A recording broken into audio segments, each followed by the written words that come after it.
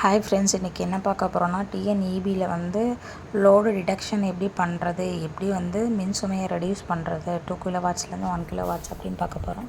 அதுக்கு முன்னாடி சேனலை சப்ஸ்கிரைப் பண்ணிவிட்டு பாருங்கள் ஃப்ரெண்ட்ஸ். இது டிஎன்இபி வெப்சைட்டுக்குள்ளே போயிட்டு ஃபஸ்ட்டு உங்களோட இபி நம்பர் என்ட்ரி பண்ணிட்டிங்கன்னா அதோட ஸ்டேட்டஸ் உள்ளே போயிடும்.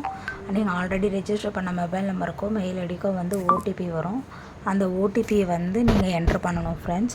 அதாவது நீங்கள் ரிஜிஸ்டர் பண்ண mobile number or mail ID ரெண்டில் ஏதோ ஒன்றுக்கு கண்டிப்பாக ஓடிபி வரும். ஓடிபி வந்ததுக்கப்புறம் அந்த ஓடிபியை வந்து 6 நம்பர் ஓடிபியை என்ட்ரு பண்ணணும். என்ட்ரு பண்ணிவிட்டு வேலிடு ஓடிபி அப்படின்னு சொல்லி கொடுத்திங்கன்னா வந்து அது உள்ளுக்குள்ளே போகும். லோட் ரிடக்ஷன் ஆப்ஷனுக்குள்ளே உள்ளே போகும்.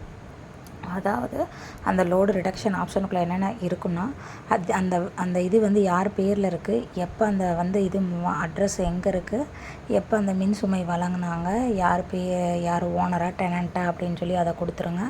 அப்புறமேட்டு தொலைபேசி எண் எழுதுங்க. மின் இணைப்பு எண் இருக்கும், மின் விதி தொகுப்பு இருக்கும், டொமஸ்டிக்காக கமர்ஷியலாக அப்படின்னு சொல்லிட்டு இருக்கும். அடுத்து தற்போதைய மின் சுமை அது 1 கிலோவாட்ஸில் இருக்கா 2 கிலோவாட்ஸில் இருக்கான்னு சொல்லியிருக்கும்.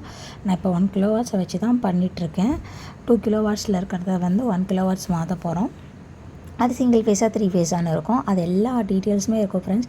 அப்புறம் மின் இணைப்பு கம்பி அமைக்கப்பட்டிருக்கிறதா, அது எந்த தேதியில் அமைக்கப்பட்டிருக்குது, எஸ்ஆர்னோ அப்படின்னு சொல்லுங்கள்.